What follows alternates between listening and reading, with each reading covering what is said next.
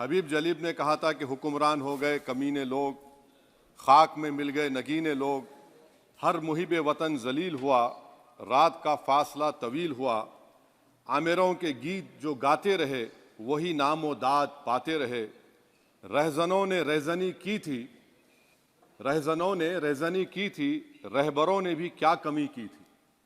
Sir, मैं अभी सुन रहा था हमारे शिंदे ग्रुप के शिवसेना के पार्टी लीडर अपनी तकरीर कह रहे थे, कहा कि 6 दिसंबर में जब बाबरी मस्जिद को शहीद किया जा रहा था तो उस वक्त के वजीर आज़म नरसिम्हा राव पूजा कर रहे थे, आप ही ने कहा, और कहा कि वो डिस्टर्ब नहीं करना। तो ये बड़ा अजीब मौका है कि बीजेपी की ताईदी पार्टी ये कह रही है कि नरसिम्हा राव ने कहा कि मुझे डिस्टर्ब मत करो, मैं पूजा कर रहा हूं, और जिसने रथ यात्रा निकाला, इन दोनों को मोदी सरकार ने इस मुल्क का सबसे बड़ा सिविलियन अवार्ड दे दिया, सबसे बड़ा सिविलियन अवार्ड दे दिया। तो ये बताता है कि इंसाफ जिंदा है या जुल्म को बरकरार रखा जा रहा है।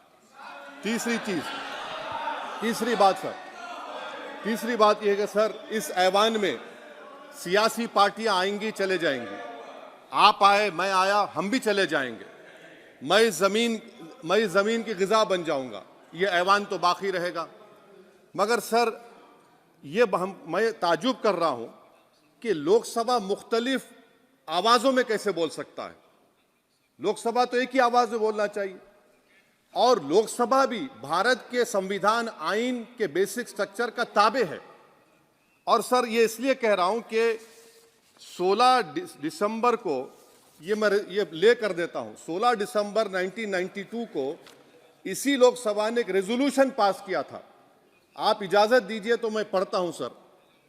दिस हाउस, अच्छा ये गुलाम नबी उस वक्त के मिनिस्टर थे, आज नहीं है, उनका नाम नहीं लेना चाह रहा था। This House strongly and unequivocally condemns the desecration and demolition of the Babri Masjid at Ayodhya by and at the instigation of forces represented among others by VHP, RSS and the Bajrang Dal, which has caused communal violence in the country. Such act of vandalism was carried out not only in violation of order of the Supreme Court, but amounted to an attack on the secular foundations of our country. This House expresses anguish at the happenings and wishes to reiterate its resolve that it will ceaselessly endeavor to uphold the secular and democratic traditions of our country and for the maintenance of rule of law. और एक paragraph मैं नहीं पढ़ूंगा। मैं ताजुब कर रहा हूं कि जब इस ऐवान ने एक रेजोल्यूशन पास किया तो हुकूमत आएगी जाएगी, और हुकूमत ये मोदी हुकूमत जश्न मना रही है जो 6 दिसंबर को हुआ। तो ये एक बात है सर। चौथी बात यह है कि सर, नहीं, 6 दिसंबर के ऊपर कोई जश्न नहीं है। राम मंदिर के निर्माण की जो प्रतिष्ठा हुई है उसको संबोधन कर रहा है, और वो सर्वोच्च न्यायालय के द्वारा तथ्यों के आधार पर दिए गए निर्णय के कारण से हुआ है। सर्वोच्च न्यायालय का निर्णय है, तथ्यों के आधार पर निर्णय है। वो विषय आपने बोल दिया, ठीक है, ओके। परंतु जो मंदिर का निर्माण है वो नियमानुसार सर्वोच्च न्यायालय के निर्णय से तथ्यों को देख करके। एक सेकंड, आप इस्लाम के बहुत जानकार हैं, विद्वान हैं वैसे भी अब कानून के। यदि किसी अन्य धर्म के स्थान पर मस्जिद बनाई जाए तो शायद उसको मान्य नहीं किया जाता। अभी एएसआई ने, सुप्रीम कोर्ट ने स्वीकार किया है कि वहां पर राम मंदिर था। तो इस विषय केवल ये है कि वहां पर राम मंदिर ठीक बना कि नहीं बना, वो विषय हो गया। तो कृपया इस पर यदि आप कुछ बोले तो बोलें प्लीज। सर, मैं आपको गलत साबित कर दूंगा सर। और मैंने रुक तो जाइए बड़ी इज्जत के साथ सर, मैं आपकी बड़ी इज्जत करता हूं सर। आपको मैं कोट कर रहा हूं सुप्रीम कोर्ट का जजमेंट, पैराग्राफ 1222 रोमन 17, उसमें लिखा गया है, the destruction of the mosque took place in breach of the order status को and the assurance given to this court, the destruction of the mosque and obliteration of Islamic structure was an egregious violation of the rule of law. Egregious का मतलब जो छोटी मोटी अंग्रेजी में आती है वो क्रिमिनल एक्ट कहा। और सर, आपने कहा था कि वहां पर मंदिर को तोड़कर बनाया गया। सर मैं आपके सामने ये तमाम चीजें लेकर दूंगा। सुप्रीम कोर्ट के जजमेंट के पैराग्राफ्स हैं जिसमें सुप्रीम कोर्ट ने एएसआई की रिपोर्ट को नकारा। उन्होंने कहा कि मंदिर को तोड़कर मस्जिद नहीं बनाई गई थी। सुप्रीम कोर्ट ने कहा, ये सुप्रीम कोर्ट ने कहा। अब और मैं रख दूंगा, आप पढ़ लीजिए, आप पढ़ लीजिए।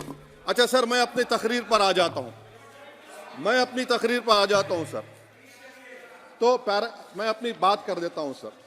तो मैं ये पूछना चाह रहा हूं कि क्या मोदी सरकार एक समुदाय, एक मजहब की सरकार है या पूरे देश के मजाहिब को मानने वालों की सरकार है? जिसको नहीं मानते उनकी सरकार है? हमको बता दीजिए।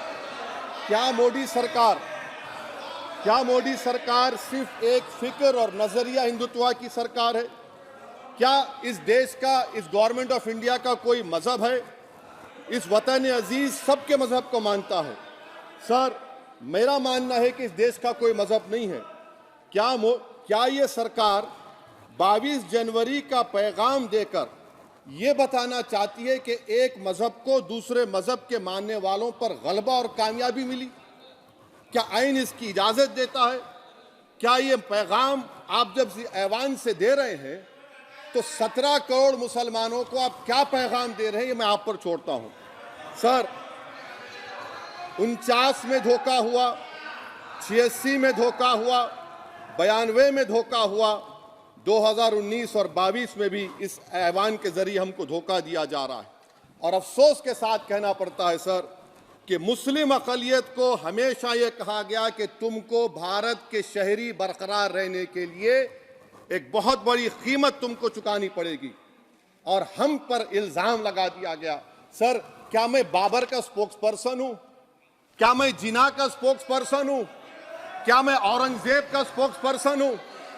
बताइए सर, आखिर मैं कहां तक आप मुझे लेकर जाएंगे? दूसरी बात यह है सर, दूसरी बात यह है कि फिर 6 दिसंबर के बाद देश में फसाद हुआ, नौजवानों को टाडा में डाला गया जो बूढ़े होकर निकले। यकीनन आपकी सरकार नहीं थी, आपकी सरकार नहीं थी। अच्छा, बल्कि मैं तो मर्यादा पुरुषोत्तम राम की इज्जत करता हूं, मगर मैं नाथूराम गोडसे से नफरत करता हूं। मेरी नस्लें नफरत करती रहेंगी क्योंकि नाथूराम गोडसे ने उस शख्स को गोली मारी जिसके जबान से आखिरी लफ्ज निकले हे राम। सर छठी बात यह है कि 87 में मलियाना हाशिमपुरा हुआ, 83 में नेल्ली हुआ, 44 में जम्मू में नस्ल कशी हुई, 2022 में हल्दीवानी में कत्ल हुआ। इतने धोखे सबसे बड़े किसको दिए गए? असदुद्दीन ओवैसी को दिए गए। मगर फिर भी मुझसे ही कहा जाता है कि वफादारी को तुम साबित करो अपनी ओवैसी। सर आज भारत के 17 करोड़ मुसलमान अपने आप को अजनबी और एलिनेट महसूस कर रहे हैं। मैं बहुत बड़ी नाइंसाफी होती है। सर ये कोई तारीखी नाइंसाफी को इंसाफ नहीं किया जा रहा है। स्पीकर बल्कि सर, अंग्रेजी में स्पीकर सर केवल एक प्रश्न का जवाब ओवैसी साहब दे दें कि बाबर को वो आक्रमणकारी मानते हैं या नहीं मानते? पुष्पमित्रा संघा को आप क्या मानते हैं? बताओ, पुष्पमित्रा संघा को आप क्या मानते हैं? जम्मू के वो, कश्मीर के वो राजा को क्या मानते हैं जिसके पास एक फौज थी मंदिरों को तोड़ने के लिए? आप क्या मानते हैं? यही तो मैं कह रहा हूं कि निशिकांत दुबे 47 में आजादी मिली, असदुद्दीन ओवैसी से बाबर की बात पूछ रहे हैं। तुम गांधी की बात पूछते, तुम बोस की बात पूछते, तुम जलियांवाला बाग की बात पूछते, तुम काला पानी में जो मुसलमान शहीद हो गए उनकी बात पूछते, मगर बाबर की बात पूछी जाती है। तो सर मैं आपको बता रहा था, खामखा डिस्टर्ब किए सर, मुझे मेरा वक्त ले लिए निशिकांत दुबे। सर मैं आपसे कह रहा था, मोदी हुकूमत ये पैगाम दे रही है भारत के मुसलमानों को कि जान बचाना है या इंसाफ चाहते हो। मैं कह रहा हूं मैं भीख नहीं मांगूंगा, मैं इस नंगी तासुब को कबूल नहीं करूंगा, मैं दूसरे दर्जे के शहरी के मौक़िफ़ को कबूल नहीं करूंगा, मैं अपनी शनाख्त को नहीं मिटने दूंगा। अब मैं झूठी और दिल फरेब बातों पर हरगिज भरोसा नहीं करूंगा। मैं वो काम नहीं करूंगा जो बीजेपी और नाम निहाद सेकुलर पार्टियां चाहती है मैं वो काम करूंगा जो आपको पसंद नहीं है, संविधान के दायरे में रहकर।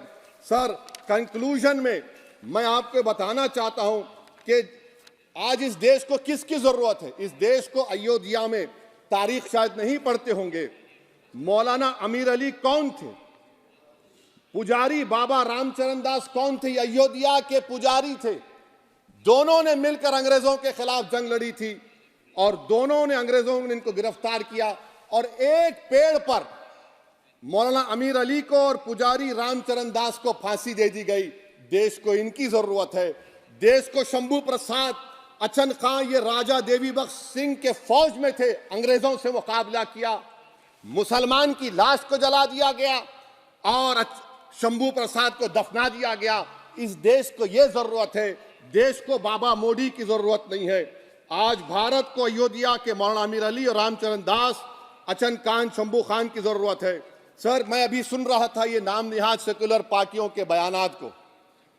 क्या होता है सर, आप, खत्म कर रहा हूं, क्या होता है सर, जब काजी साहब गवाहों को लेकर दुल्हन के पास जाते कि तुमको निकाह कबूल है, तो दुल्हन शर्मा के खामोश बैठ जाती।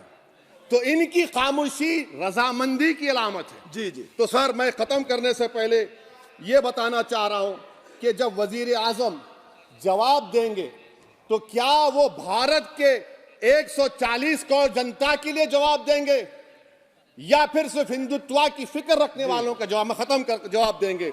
मैं ये देश, दुनिया, मुसलमान देख रहा है। सर, मैं आपको ये भी बताना चाह रहा हूं, आखिर में कंक्लूड कर रहा हूं सर, 1 मिनट चाहिए, 1 मिनट चाहिए सर।